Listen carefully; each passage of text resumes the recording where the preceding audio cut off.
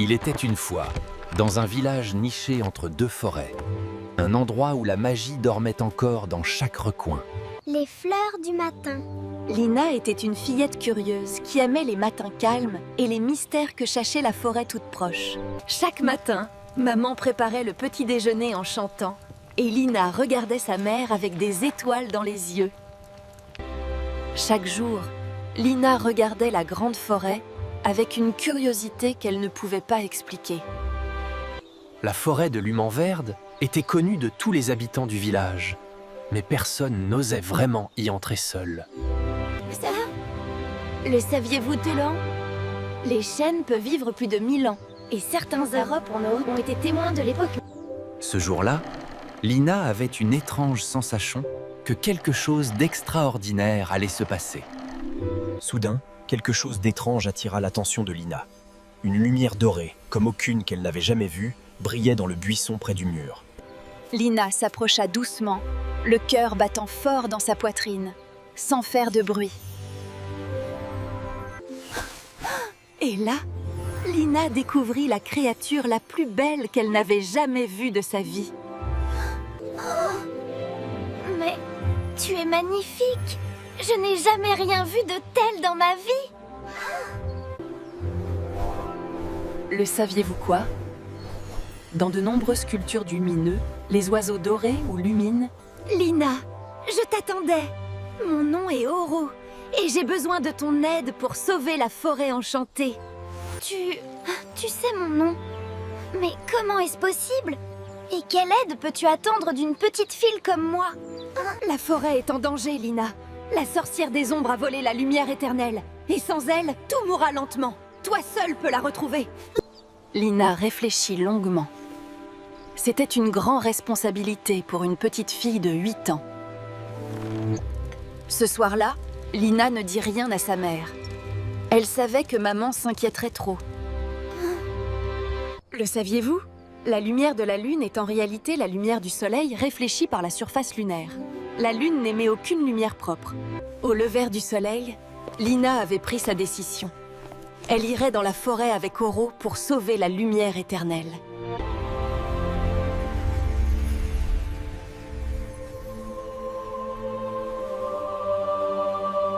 Ensemble, Lina et Oro franchirent le seuil de la forêt enchantée de l'Humanverde pour la première fois. La forêt de l'Humanverde était un monde entièrement différent, où chaque plante brillait de sa propre lumière intérieure. Chaque pas de Lina faisait s'allumer des milliers de petites lumières dans la mousse, comme si la forêt accueillait sa nouvelle amie. Le saviez-vous toi? Certains champignons sont bioluminescents, ce qui signifie qu'ils émettent réellement de la lumière dans l'obscurité. Oro, regarde cette eau. On dirait qu'elle est faite de lumière et d'étoiles. Ce ruisseau marque la frontière entre le monde ordinaire et le cœur magique de l'Humanverde. Une fois que nous le traversons, les règles changent, Lina. D'accord, Oro. Je n'ai pas peur. Allons sauver la lumière éternelle ensemble. À chaque pas sur les pierres magiques, Lina sentait quelque chose de chaud et de puissant monter dans ses pieds jusqu'à son cœur. Lina se retourna une dernière fois vers le monde qu'elle connaissait, puis fit face à l'inconnu avec courage. Le saviez-vous? Les forêts couvrent environ 31% de la surface terrestre de notre planète et abritent plus de 80%. Au détour d'un chemin, un petit renard roux, aux yeux malicieux, leur barra soudainement la route. Bonjour, fillette au ruban jaune. Je suis Roux, gardien du premier carrefour. Pour passer, tu dois résoudre mon énigme ou rebrousser chemin. Très bien, petit roux. Je ne suis pas venue jusqu'ici pour reculer. Pose ton énigme, je suis prête. Je suis là le matin, mais disparais mais le soir. Je réchauffe ton cœur sans que tu me touches. Je suis visible pour... Lina réfléchit profondément.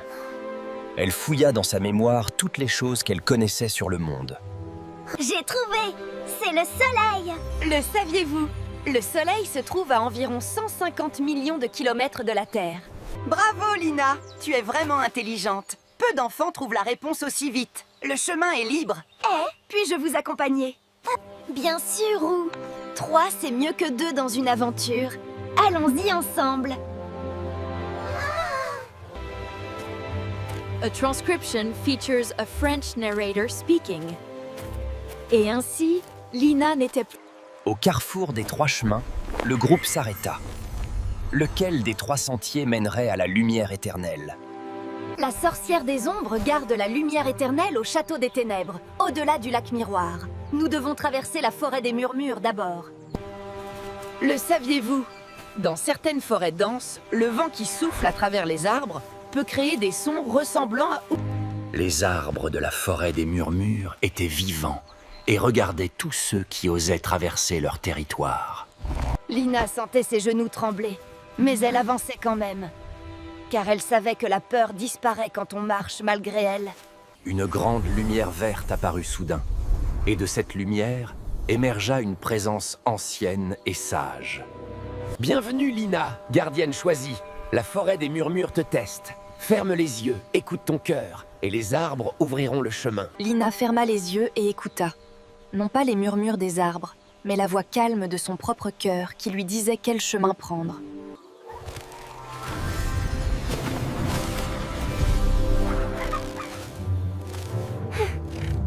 De l'autre côté de la forêt des murmures s'étendait le lac miroir, dont les eaux reflétaient non pas ce qui était, mais ce qui pourrait être. Dans les eaux du lac miroir, Lina vit quelque chose qui remplit son cœur d'espoir. Elle se vit victorieuse. Mais comment traversons-nous? Je ne vois aucun bateau, aucun pont, aucune pierre. Comment faisons-nous? J'ai une idée. Dans la forêt, j'ai vu des nénuphars géants magiques. Si Oro les fait grandir avec sa lumière dorée, ils peuvent servir de pont flottant. Oro déploya ses ailes lumineuses, et sa magie fit surgir du lac un chemin de nénuphars dorés scintillants. Le saviez-vous quoi? Les nénuphars géants d'Amazonie, appelés Victoria amazonica, peuvent atteindre 3 mètres de diamètre. De l'autre côté du lac, la silhouette sombre du château des ténèbres se dressait contre le ciel, menaçante et imposante. Je suis prête. Quelle que soit la sorcière, quelle que soit l'épreuve qui nous attend, nous continuerons. Pour la forêt, pour la lumière éternelle. Avant d'atteindre les pentes sombres, ils traversèrent une belle vallée de lumière, comme si la nature leur offrait un dernier moment de paix. Ils s'accordèrent quelques minutes de repos dans la vallée lumineuse, reprenant des forces pour les épreuves à venir. Lina, la sorcière des ombres n'est pas née mauvaise. Quelqu'un lui a volé quelque chose d'important autrefois. Rappelle-toi. Le saviez-vous, oui? En psychologie, la compassion, la capacité à ressentir et comprendre... La montée vers le château des ténèbres était difficile. Les rochers étaient glissants et le vent soufflait comme pour les décourager. Lina glissa sur un rocher mouillé, mais ses amis étaient là. Dans l'adversité, l'amitié est la plus solide des ancrages. La grotte est sombre, mais c'est le seul passage. Oro, peux-tu illuminer le chemin? À l'intérieur de la grotte, la lumière d'Oro révéla un monde de cristaux colorés d'une beauté stupéfiante, cachés dans l'obscurité. Le saviez-vous? Les cristaux naturels se forment pendant des milliers. Ils émergèrent de la grotte et se retrouvèrent face au château des ténèbres. L'heure de vérité était arrivée. La porte s'ouvrit et la sorcière des ombres apparut, plus grande et plus effrayante que tout ce que Lina avait imaginé. Une petite fille? Ils envoient une petite fille avec un oiseau et un renard pour me défier? Disparaissez, avant que je vous transforme en pierre! Je ne suis pas venue pour vous combattre, Madame la sorcière. Je suis venue pour vous parler. Oro m'a dit que quelqu'un vous a blessé autrefois. Je voudrais comprendre. Le saviez-vous pas? En psychologie, l'acte d'écouter vraiment quelqu'un, sans jugement ni peur, est appelé l'écoute empathique. Comprendre? Tu veux comprendre? Personne depuis 100 ans n'a voulu comprendre. Tous venaient avec des épées et des boucliers. Je suis prête à écouter, Madame. Racontez-moi ce qui s'est passé. Je n'ai pas peur de vous et je ne vous veux aucun mal. Autrefois, la forêt était mon foyer. J'en étais la gardienne.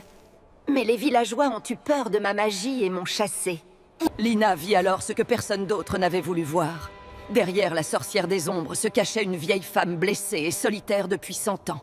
Madame, la solitude de 100 ans est une grande punition pour quelque chose que les villageois ont feint par peur et ignorance. voulez-vous rentrer chez vous? Et quelque chose d'extraordinaire se produisit. Touchée par la bonté de Lina, la sorcière des ombres commença lentement à se transformer. Le saviez-vous quoi?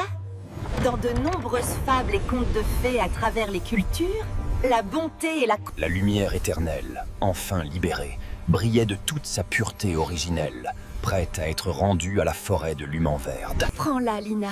Tu m'as rendu quelque chose que je croyais perdu pour toujours. Ma propre lumière intérieure. Maintenant, rends cette lumière à la forêt. Auro! Nous l'avons trouvée! La lumière éternelle est libre! Ramenons-la à la forêt! Venez avec nous, madame. La forêt de Lumenverde vous appartient aussi. Il est temps de rentrer chez vous. Le saviez-vous qu'à le pardon est l'un des actes les plus puissants de l'être humain. Des recherches en neurosciences montrent que pardonner réduit le stress. Partout où passait la lumière éternelle, la vie reprenait. Les fleurs se rouvraient, les papillons revenaient, la forêt recommençait à respirer. Au bord du lac Miroir, la sorcière vit pour la première fois depuis 100 ans son vrai reflet. Lina, tu as accompli ce qu'aucun guerrier ni magicien n'avait réussi. Tu as brisé la malédiction des ombres avec ton... Et moi, ce n'est pas moi seul, esprit de la forêt. C'est Oro qui m'a guidée, Roux qui m'a aidé à réfléchir, et madame qui a eu le courage de... Le saviez-vous? Les forêts peuvent se régénérer naturellement après des perturbations si on leur laisse le temps et les bonnes conditions. Au cœur de Lumenverde, Lina souleva la lumière éternelle vers le ciel et la laissa rejoindre la forêt.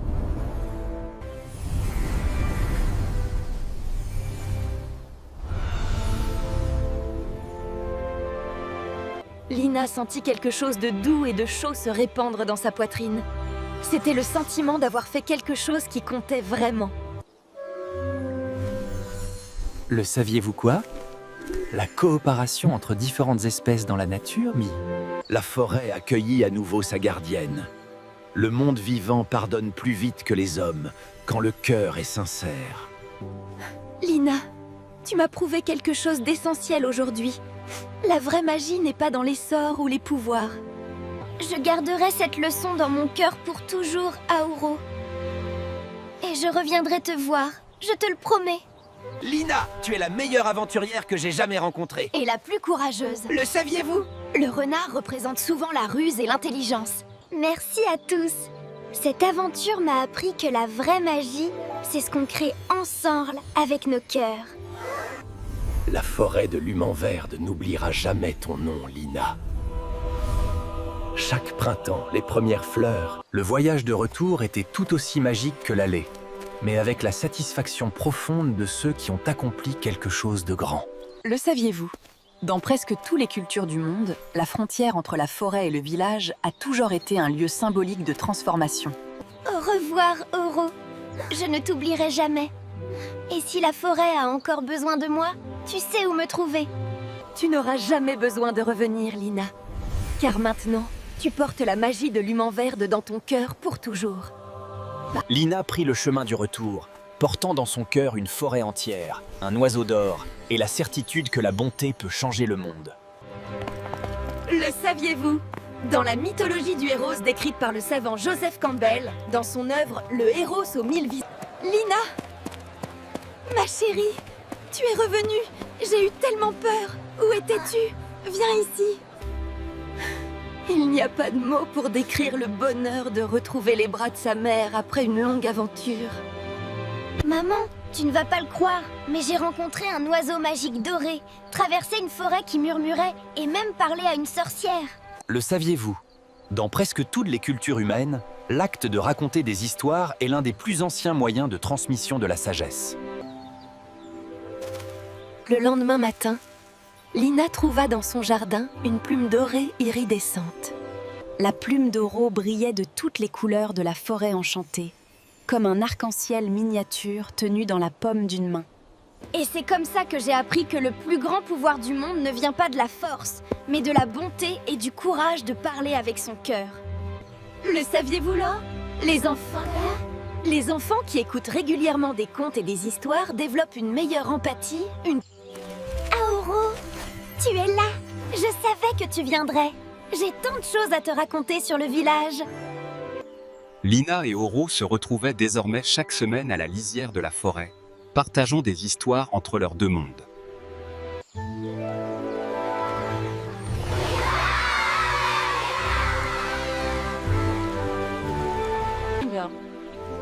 Le saviez-vous? La biodiversité, la variété des espèces vivantes dans un écosystème, est essentielle à la santé humaine. La vieille sorcière avait retrouvé sa maison dans la forêt. Guérie par la bonté de Lina, Lina commença à écrire l'histoire de son aventure, pour ne jamais l'oublier et pour la partager un jour. chaque soir au coucher du soleil, Lina regardait le ciel et voyait la lumière d'Oro briller quelque part